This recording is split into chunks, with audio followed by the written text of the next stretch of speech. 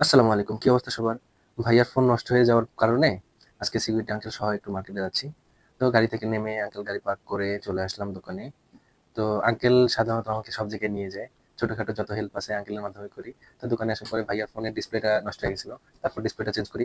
তারপর display change করার পরে উপরে গ্লাসটা লাগায় দিচ্ছিল এবং ফোনটা মোটামুটি এখন ঠিকঠাক। তারপরে আসলে তো কনস্ট্রাকশনের কাজ করলে জানেন ফোনের কি অবস্থা হয়।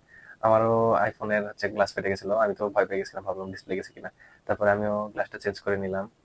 এই তো ভালো দেখে একটা প্রোটেক্টর লাগাই নিছি। তারপরে ব্যাক কভারটাও চেঞ্জ করলাম, আগেরটা অনেক পুরাতন হয়ে গেছে।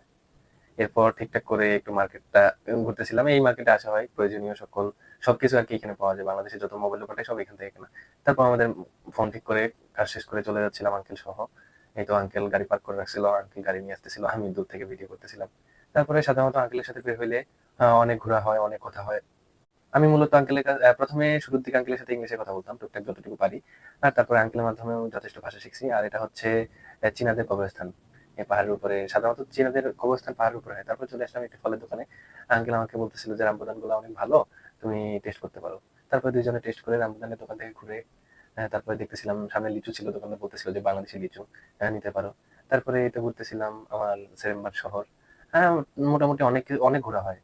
আর এই হুট করে টার্ন নিয়ে নিছিল, তারপর আঙ্কেল রাগ হয়ে গেছে। আর এই দেশে মালয়েশিয়াতে রাগ হলে বলে মারা। তো এই ছিল আজকের ভিডিও। সবাই ভালো থাকবেন, সুস্থ থাকবেন, আল্লাহ হাফেজ।